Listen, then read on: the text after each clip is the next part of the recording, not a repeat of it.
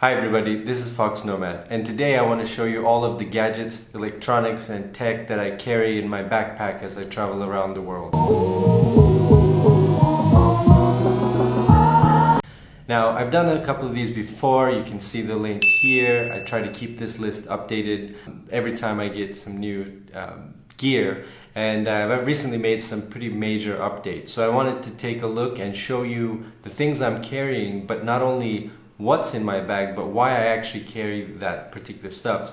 First, let me start off by saying that all of this gear fits into one carry-on size backpack, which is my Swiss Gear SmartScan 1900 backpack, which is a larger size to a previous backpack that I used, but it fits with the right organization, all these gadgets.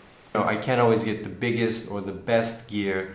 I've got to get something that's portable, that works as well as it can for the size, and something that I'm not too terribly afraid of if I lose it or it gets banged up, because those two things can happen when you're traveling a lot. So I'll start with the main gadget that I travel with in my collection, which is my 2015 MacBook Pro 15-inch. I got used to the larger screen, although it's maybe not the most portable size. It's thin enough and light enough, and since I'm using it the most out of everything I own, I'm spending hours, about 40 to 50 hours a week, writing posts, making videos, developing apps, and all of that. So the extra screen real estate is worth the disadvantage or the additional size that it carries. I purchased this one refurbished from the Apple Store. So if you go to the Apple Store and then you do a search for refurbished, you'll find a lot of their items that are certified by Apple. They're refurbished, they're basically new. So usually these are products that were checked out and returned by somebody, they didn't like it or it wasn't what they were looking for, and then they return it. Apple then will go over it, make sure it doesn't have any scratches, make sure it's functional, and then you can buy it for 20 to 30% off. I mean, it's a pretty reduced price for a fairly new machine. You almost always can't find the very latest model, but there are some benefits to getting one model behind. And I keep my laptop in an in-case sleeve, which normally I keep all of my electronics in some sort of sleeve or thin case, mostly to protect it from scratches when it's in my bag or when I'm just, when I'm moving it from my bag. Let's say my camera, I'm taking it out. But I didn't expect my laptop to take a pretty big fall at the Vienna airport. So when I was going through airport security, I did something I never do, which was rest my laptop sort of on top of one of the tray tables, and they were just pushing the tray tables through, and it knocked off my laptop, and it felt good. I'd say what felt like 2 meters. Maybe a little bit less, but it took a pretty significant fall. And then and it had the case on it. So when I checked, all that my laptop had, all the damage that it had was this small little scratch, sort of a bump. It didn't dent the exterior or crack any of the screens or seem to affect the performance at all, but I really attribute it to this case. So going from there, the things attached to my laptop, I'll start out with, in no particular order, this mouse. This mouse is made by Genius. This mouse is nothing special, actually. I had a USB, a wireless mouse before. It was stolen in Argentina. You can read about that story here.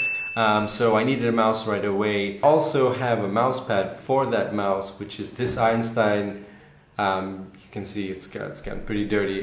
This Einstein mouse pad, which I can't find online, so I can't link to it in the description below, but I do know that they sell them at the National Air and Space Museum in Washington, D.C. I do travel with 2 sets of headphones. One are these Bose 20i noise canceling headphones. I've had them for years.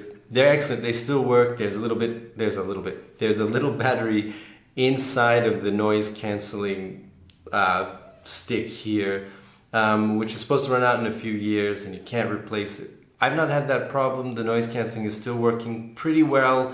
I think the contacts are getting a little bit old, but I carry these because the noise cancelling, they're excellent. They're great for recording, for listening to things on the plane, and the noise cancelling is almost essential at this point for me when flying because it cuts out the engine noise.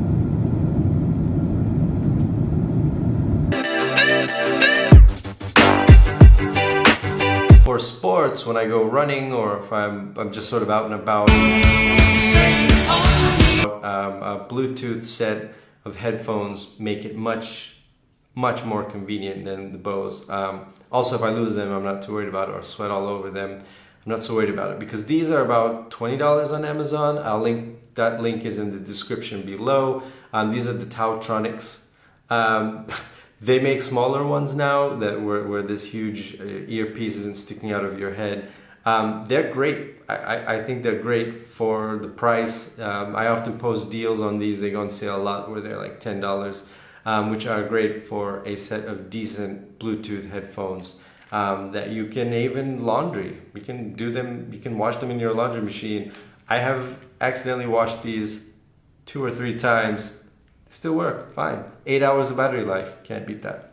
Now to keep it all together, I use a Hu2 USB dongle. This gives me 4 extra USB ports while stealing 1, so 3 USB ports. But the Hu2 is inexpensive. It's got a cable so you can actually move it away from your laptop, which makes it more flexible, like if you're working at a cafe. That's one of the main reasons I got this one. The one thing I don't like about it is the light on the top. So when you plug it in, the word Hu2 lights up and it's pretty bright. A little bit overboard, Hu2, but you can fix that with some duct tape. Photos and videos are a big part of foxnomad.com. That's why I have 4 different ways of filming and taking videos when I travel, both for portability and to get different angles at different resolutions. The first one is a DJI Mavic Pro, which is a drone with foldable arms that I travel with me. It's probably the one piece of equipment that I use the least out of the 4 cameras because in most cities and countries there are rules and regulations for flying a drone. So you've got to be pretty much outside of a city in most cases to fly a drone. If you're unsure, if you're traveling with a drone, you're unsure of the laws, check out my DroneMate app. But the reason I got the Mavic Pro is because it's got foldable arms, it's small, it's portable, and it fits in my carry-on luggage.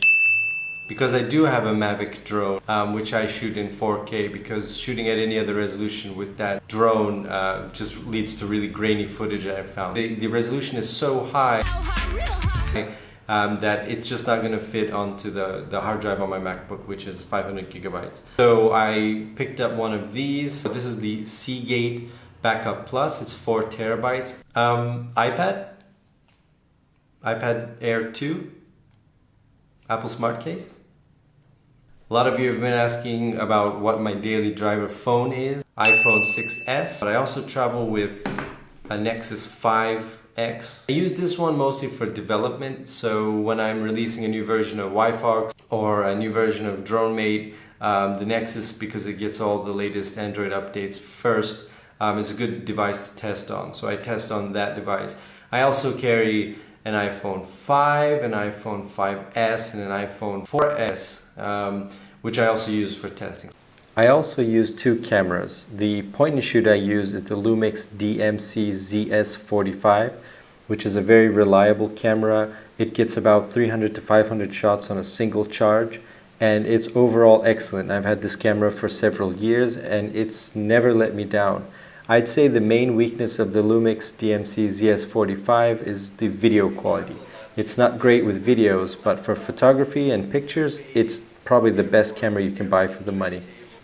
Rounding out my photo gear, which most of this video was shot on, except this particular clip because I'm using my iPhone 6s to record it, is my Panasonic Lumix G85.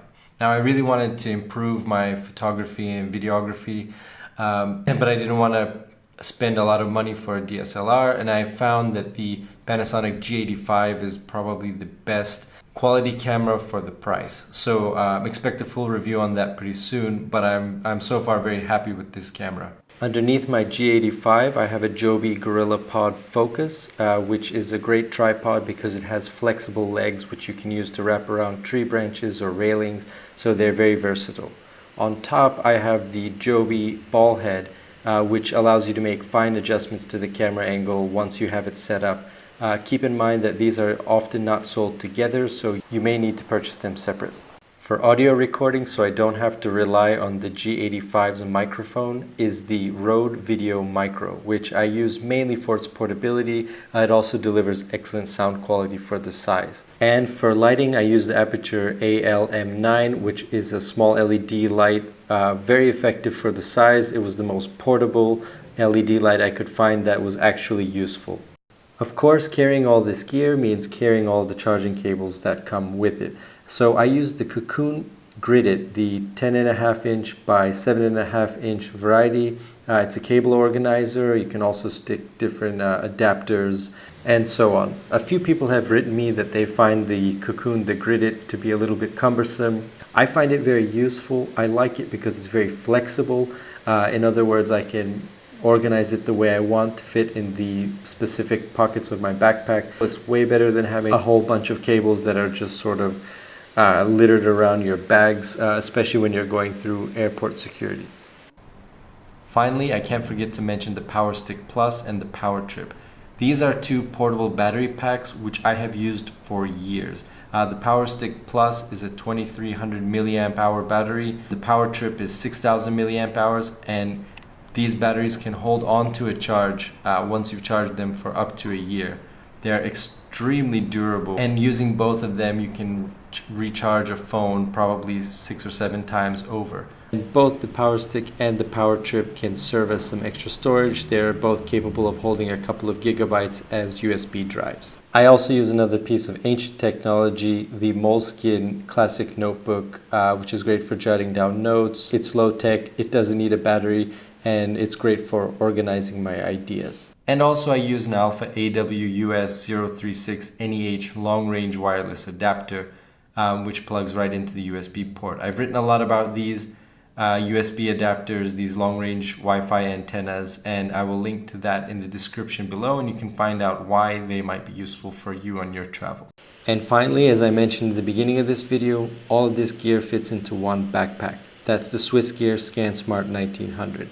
I do that by taking two Swissgear hanging toiletry kits and stacking them on top of each other. They both happen to fit perfectly into the ScanSmart, and they are great cases and organizers, and you can use them as such. So these are all of the electronics I travel with in my backpack. Let me know, are these products that you use or that you wouldn't use? Are there any products that you recommend? Do you have any questions? Feel free to let me know in the comments of this video, in the comment section below. And if you like this video, give it a thumbs up. That always helps. And if you really like this video, please subscribe to the channel. That's very encouraging for me. And I hope to have more videos for you on a regular basis. So thanks again for watching. Let me know what's in your backpack, and I'll see you in the next video. Today I want to show you all of the gadgets and electronics and tech